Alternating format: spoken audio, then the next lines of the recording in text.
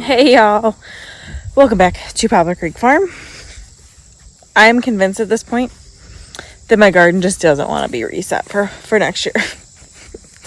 I've been interrupted multiple times now trying to do this video. So my last video kind of ended abruptly, and that was because two reasons.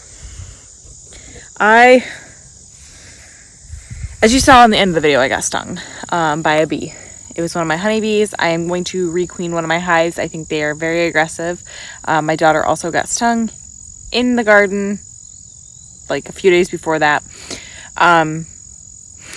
So I do need to requeen that hive because I wasn't even doing anything. I was just standing here when I got stung.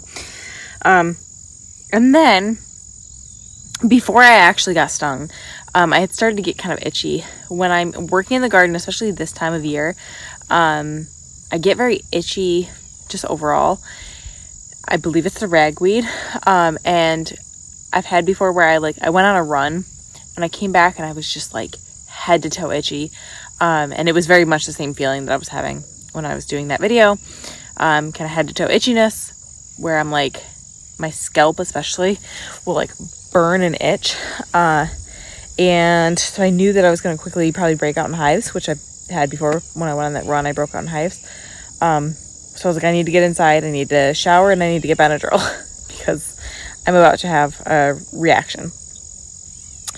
Well, I had planned, I'll come out the next day or whatever and finish the video.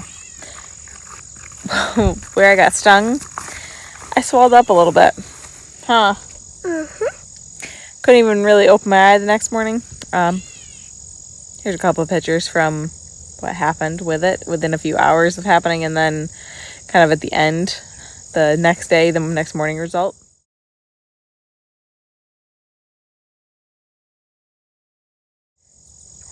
So I didn't want to film for a few days because I looked ridiculous. I looked a bit like an ogre. I was like, Yeah, it was pretty bad. Today's like the first day where it's like pretty much 100% normal. And then today, earlier, a couple hours ago, I had come out here and was going to try to get this done. I had started filming. I had started it. And my husband runs out of the house. Your pigs are out. I just got a picture on my trail cam of your pigs. And I was like, oh my God. So I literally just dropped everything and ran. It was not all my pigs. It was just Bruno, my boar. He had decided to bring himself for a walk. The fence had kind of grounded out and was not hot at all. And so he just brought himself for a walk. Luckily, my husband has a trail cam and got the picture immediately, so we were able to go and get him. He came as soon as we called his name. He was really chill about it. He just like walked right back in. I grabbed a bucket of food to make sure that I could get him in, and he went right in, no problem. But we fixed the fence. I had weed whack, and so I've been out there all day. And we also processed chickens this morning, so then I had to work on getting them bagged up and everything ready for the freezer. So I've not gone out here. So I'm not really going to finish this today, but I'm going to show you guys kind of what I want to do and my plan going forward with this. And I may do this one row at least because I already started it. Okay, so as you see, I initially laid the craft paper, which has scrunched up since I laid it down earlier before the pig got out. It's 3 feet wide, which is actually a little bit wider than my actual row, but I'm going to go ahead and just leave it at that. This is also 3 feet wide, so I'm just going to kind of leave it as 3 feet wide. I can fold it in if I need to, but I used some landscape staples. I actually went to grab a hammer and then came out, and I was starting this, and then the pig got out. This is DeWitt Sunbelt woven weed fabric. I got it on Amazon. It was on sale actually, like a good bit off. Ooh, just brought me a spoon tomato. It's in a spoon. It's so tiny. But this is supposed to be really good woven weed fabric, so we're gonna go ahead and try to use it. I found me. It's supposed to be under there. Yeah. So basically, right now for this to reset for this year, I'm putting the cloth or the craft paper down, and then the woven weed fabric. In the spring, the craft paper will probably be broken down some. and the weeds will be killed off a good amount. But I plan on putting compost right on top of this. And I plan on doing it for the other rows as well as time goes on. I'm not going to use woven weed fabric for every row because certain things like carrots and lettuce, it's not really going to be realistic to use it for. But for tomatoes, beans, peppers, things like that, I will use it for. And this is kind of the plan to go forward just to help me combat the weeds. And basically, we will burn holes in this so this one will, I don't know what I'm going to use it for next year for sure, but it'll be tomatoes, and this will be exclusively for tomatoes. Every year we'll move it to whatever row we plant tomatoes on because it'll have holes already burned for tomatoes. So I'm going to go ahead and really quickly try to get this woven weed fabric down on this row. I'll finish it this week, but I kind of wanted to update you guys on why I was like, to be continued at the end of my video, because again, I started to swell pretty quick and it was just a mess.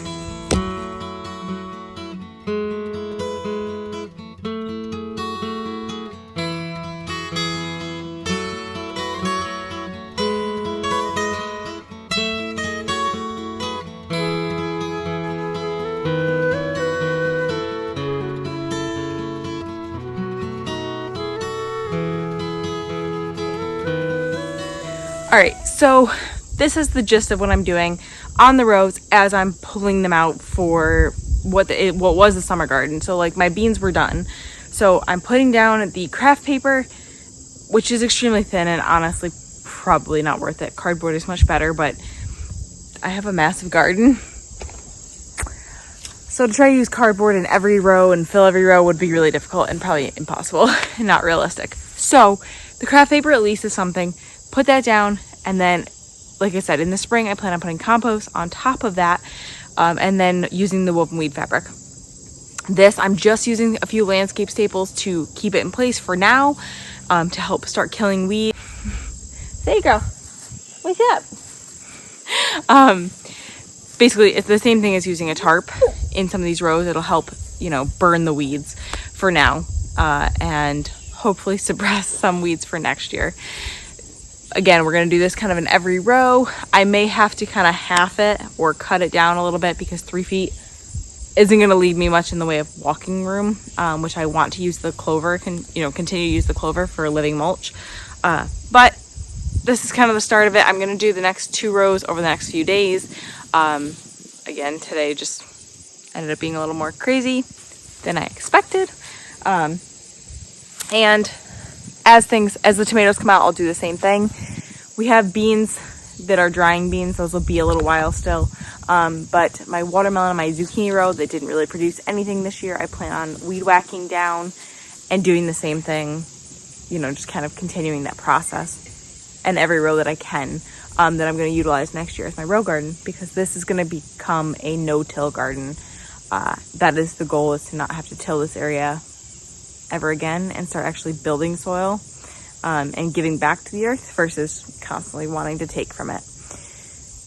In the other part of the garden, we are going to still till some because some of it's going to be potatoes and squash, which obviously potatoes kind of naturally till the soil anyways, but we will add a lot of compost to that area as well to just help build that soil up, because our soil is very dense and very, very, it's not clay actually, it's silty loam truly, but it's very, very dense right now. And so we need to continue to add organic matter to it in the form of compost as well as cover crops and things like that. So we'll continue to use those.